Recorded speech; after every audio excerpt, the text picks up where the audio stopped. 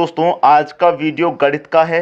बहुत इंपॉर्टेंट प्रश्न रखे गए हैं। पूरा वीडियो आप अंत तक देखेंगे, सब कुछ समझ में आएगा। सभी प्रश्न इंपॉर्टेंट हैं। अगर आपको ये प्रश्न पहले नहीं बनते थे तो आज आप इन सभी को प्रश्नों को बनाना सीख जाएंगे। पूरा वीडियो देखिएगा। चलिए स्टार्ट करते हैं।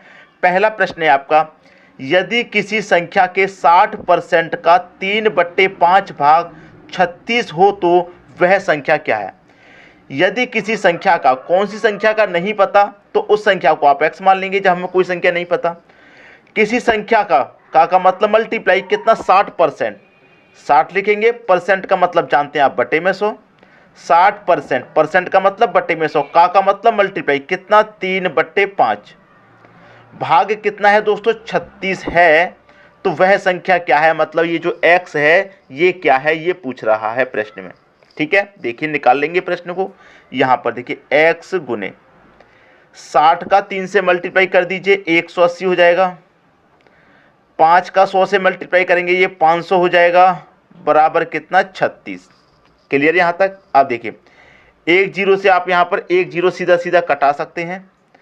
2 से कटाएंगे 9 बार में, और 2 से कटाएंगे ये 25 बार में कट जाएगा, और 2 से ये 36 कट जाएगा 4 बार में। ठीक है, x गुने 25 का मल्टीप्लाई 4 से होगा तो कितना हो जाएगा, 100 हो जाएगा।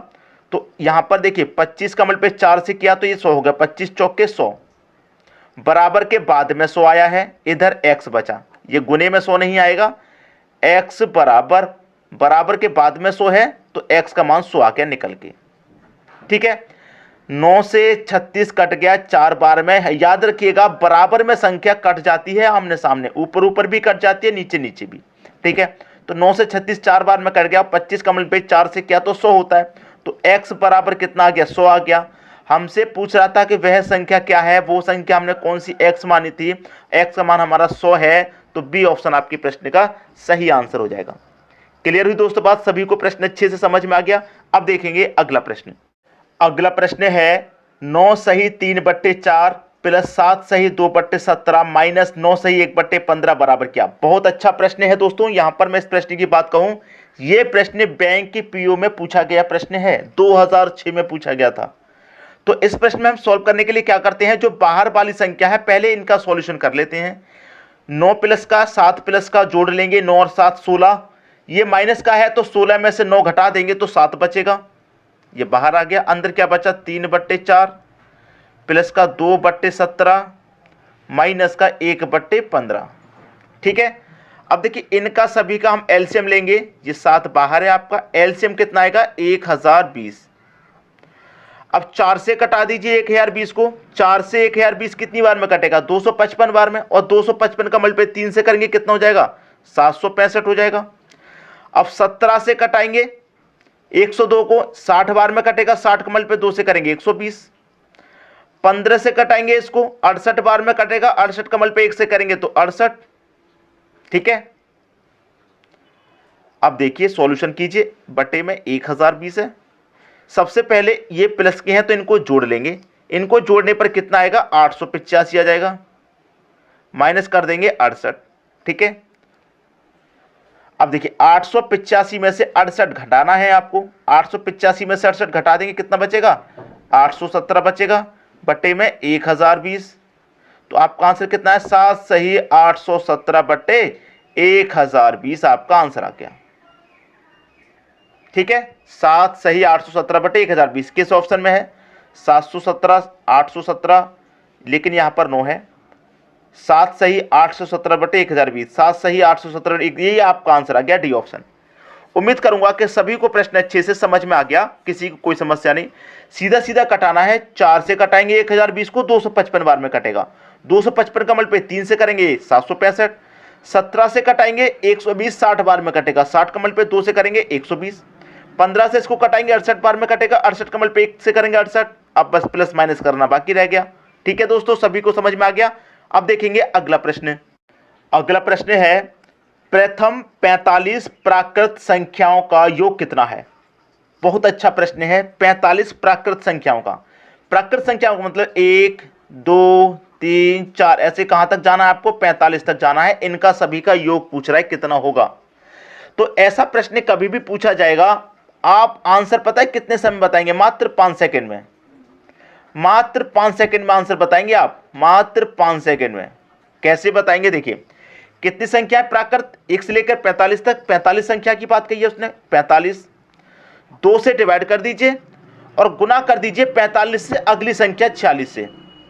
45 की जगह कोई भी संख्या होती, मान लीजिए 40 होती तो 40 का अगला 41 से मल्टीप्लाई, 42 होती तो 43 से मल्टीप्लाई, 80 होती तो 81 से मल्टीप्लाई, इस तरीके से। ठीक है, जो आपको दे रखा उसके अगली संख्या से आप मल्टीप्लाई कर देंगे, 2 से डिवाइड, 2 से कटाएंगे 46 को 23 बार में कटेगा, 45 और 23 का मल्टीप्लाई कर दीजिए, बस आपका आंसर आ गया। ठीक है, आपका आंसर आ गया। 23 25 115 होता है, 115 का 5 कैरी का 11। देखिए 115 इस तरीके से लिखा जाता है, 5 आ गया तो कैरी का आपका 11 बचा। ठीक है, 23 चौक 92, 92 में जोड़ेंगे कैरी का 11 तो 103 हो जाएगा, 103। ये आपका आंसर आ गया 1035, 1035। ये आपको पहले ही ऑप्शन में दे रखा है, ये आपके क्वेश्चन का बिल्कुल सही आंसर हो जाएगा। ठीक है दोस्तों, अब देखेंगे अगला प्रश्न। अगला प्रश्न है, दो भाइयों की आयु का अनुपात 5:8 है। दो भाई हैं, ये पहला हो गया, ये दूसरा हो गया। ये दो भाई हैं आपस में, पहला भाई दूसरा भाई, इनकी आयु का अनुपात है 5:8 और इनकी आयु में अंतर है 12 वर्ष का, 12 वर्ष का अंतर है। मैंने आपको क्या समझाया है? अगर अंतर दिया जाए तो अनुपातों का अंतर कीजिए, योग दिया जाए तो अनुपातों का योग कीजिए, यही बात समझाइए। अब आपके पास अंतर है तो अनुपातों का अंतर कीजिए, 8 और 5 का अंतर 3 आएगा, तो इस अंतर में अनुपात के अंतर से डिवाइड कर दो, 3 चौके 12, 4 बार में जाएगा। अब 4 का मल्टीप्लाई 5 से कर दो 20, 4 का मल्टीप्लाई 8 से कर दो, 4 अट्ठे 32 होता है। तो इनकी आयु हमने अलग अलग निकाल ली, एक भाई की आयु 20 वर्ष है, दूसरे भाई की आयु कितनी है? 32 वर्ष है। तो उनकी आयु हमसे पूछ रहा था ज्ञात करने के लिए, तो 20 वर्ष और 32 वर्ष होगी, 20 वर्ष और 32 वर्ष पहले ही ऑप्शन में दे रखा है, ये आपके आंसर आ गया। क्लियर हुई बात? अब देखेंगे अगला प्रश्न। अगला प्रश्न है, यदि 3 संख्याएं 4 5 7 के अनुपात में है, 3 संख्याएं, ये पहली संख्या, ये दूसरी संख्या और ये तीसरी संख्या किस अनुपात में है? 4 5 और 7 के अनुपात में है। ठीक है, इस अनुपात में है और उनका योग 320 है, योग दे रखा है 320। मैंने आपको क्या समझाया है?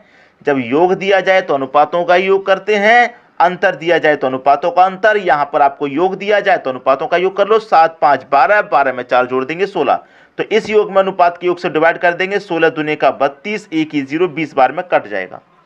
ठीक है, 20 बार में कट गया। अब आपसे क्या पूछ रहा है प्रश्न में, उसे निकाल लीजिए। पूछ रहा है योग 320 है, तो इनमें से सबसे छोटी तथा सबसे बड़ी संख्या का योगफल ज्ञात कीजिए। सबसे छोटी और सबसे बड़ी, तो सबसे छोटी जो अनुपात में छोटा है वही सबसे छोटी है, अनुपात में 4 है सबसे छोटा, मतलब पहली संख्या सबसे छोटी है, तो 20 चौके 80। और सबसे बड़ी की बात की है तो अनुपात में सबसे बड़ा 7 है, तो ये सबसे बड़ी संख्या हो जाएगी, 7 दूने का 14, मतलब 140।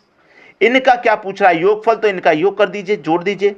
80 और 40 को जोड़ेंगे तो कितना हो जाएगा? 80 और 40 ये हो जाएगा 220। ये इनका योगफल आ गया 220, बी ऑप्शन प्रश्न का सही आंसर हो जाएगा। ठीक है दोस्तों, सभी की समझ में बात आ गई। अब देखेंगे अगला प्रश्न। अगला प्रश्न है, 90 मेजों का क्रय मूल्य, 90 मेजों का क्या क्रय मूल्य? क्रय मूल्य का मतलब कॉस्ट प्राइस। 60 मेजों के विक्रय मूल्य, विक्रय मूल्य मतलब सेलिंग प्राइस के बराबर है, तो बराबर कर लीजिए। तो लाभ प्रतिशत ज्ञात करें। देखिए ये कॉस्ट प्राइस है, ये एसपी को मैं इधर लेके आऊंगा तो सीपी के बटे में एसपी हो जाएगा बराबर, एसपी इधर आ गया, इधर कितना बचा? 60। अब मैं 90 को इधर लेके जाऊंगा, 60 के बटे में 90 आ जाएगा। अब कॉस्ट प्राइस आपका 60 है और सेलिंग प्राइस 90 है। 60 रुपए की चीज को 90 रुपए में बेचेंगे तो 30 रुपए का फायदा होगा। 60 रुपए की चीज को 90 में बेचेंगे, 30 रुपए का फायदा होगा। फायदा या नुकसान किस पर निकलता है? कॉस्ट प्राइस पर। कॉस्ट प्राइस आपका कितना है? 60 है, और प्रतिशत में निकालने के लिए 100 से मल्टीप्लाई कर देंगे, बस आपका आंसर आ जाएगा। 30 से 60 कटेगा 2 बार में और 2 से 100 कटेगा 50 बार में, तो 50% का उसको लाभ है। कितने का? 50% का। सी ऑप्शन आपकी प्रश्न का बिल्कुल सही आंसर हो जाएगा। ठीक है दोस्तों, समझ में बात आ गई। अब देखेंगे अगला प्रश्न। अगला प्रश्न है, दो धनात्मक संख्याओं का अंतर 50 है और उन दोनों का अनुपात 7:2 है, दोनों संख्याओं का गुणनफल ज्ञात करें। दो संख्या है, ये पहली संख्या हो गई, ये दूसरी। दोनों संख्याओं का अनुपात है 7:2 और उन दोनों संख्याओं का अंतर 50 है। अंतर है 50। जब अंतर दे रखा है तो अनुपात का भी अंतर करते हैं, तो 7 और 2 का अंतर 5 आएगा, तो इस अंतर में अनुपात के अंतर से डिवाइड कर देंगे, 10 बार में जाएगा। ठीक है, 10 से 7 में मल्टीप्लाई करेंगे 70, 10 से 2 में करेंगे 20। दोनों संख्या पता चल गई, पहली संख्या 70 है, दूसरी संख्या 20 है। अब क्या पूछ रहा है, दोनों संख्याओं का गुणनफल ज्ञात करो। भाई पहले तो हमने दोनों संख्या निकाल ली, अब इनका गुणनफल पूछा है तो गुणा कर दीजिए। 7 दूनी का 14 हो जाएगा, 1 0 2 0 हो जाएंगे, 1400। दोनों संख्याओं का गुणनफल कितना है, 1400 है। सी ऑप्शन आपके प्रश्न का सही आंसर हो गया। क्लियर हुई दोस्तों बात, सभी की समझ में प्रश्न आ गया। अब देखेंगे अगला प्रश्न।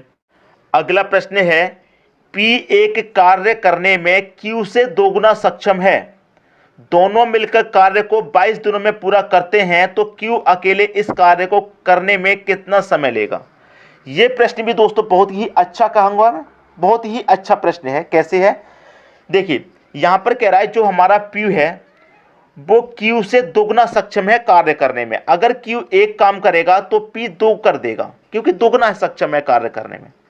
ठीक है, दोनों मिलकर के कार्य को 22 दिनों में करते हैं। दोनों मिलकर के कितने में करेंगे, 22 दिनों में। दोनों का योग ही तो दे रखा है, दोनों मिल जाते हैं, मिलने का मतलब योग होता है, दोनों मिलकर के काम करते हैं 22 दिन में। और अनुपात में दोनों मिलकर के करेंगे तो कितना करेंगे, 3 करेंगे। तो 22 का मल्टीप्लाई मैं 3 से कर दूंगा, 22 तिरिक का कितना हो जाएगा, 22 तिरिक का हो जाएगा 66। तो आपका आंसर आ गया दोस्तों 66। ठीक है, आपका आंसर आ जाएगा। पूछ रहा है ना Q अकेले इस कार्य को कितने दिन में करेगा। अच्छा, Q का पूछ रहा है। देखिए यहां पर दोनों मिलकर के कार्य को 22 दिनों में पूरा कर रहे हैं और दोनों मिलकर के अनुपात में 3 पूरा कर रहे हैं। 3 का मल्टीप्लाई 22 से कर दिया, 66 काम। ये टोटल काम निकल के आ गया आपका 66 है। काम कितना है, 66। अब इस 66 काम को Q अकेले कितने दिन में करेगा। Q का एक दिन का काम 1 है, एक दिन में 1 कर रहा है, तो 66 को कितने में करेगा भाई, 66 दिन में ही तो करेगा। ये आपका आंसर आ गया 66 दिन। ठीक है, दोनों मिलकर के काम को 20-22 दिन में कर रहे हैं, लेकिन काम कितना है दोस्तों, काम कितना है, 66 काम है। दोनों मिलकर के 66 काम करते हैं। अब Q अकेला कितने में करेगा भाई, Q भी अकेला 66 में कर रहा है। 66 दिन आपका सही आंसर हो गया। उम्मीद करूंगा कि सभी को प्रश्न अच्छे से समझ में आ गया, किसी को भी प्रश्न में कोई समस्या नहीं होगी। ठीक है दोस्तों, वीडियो देखने के लिए आपका बहुत बहुत धन्यवाद।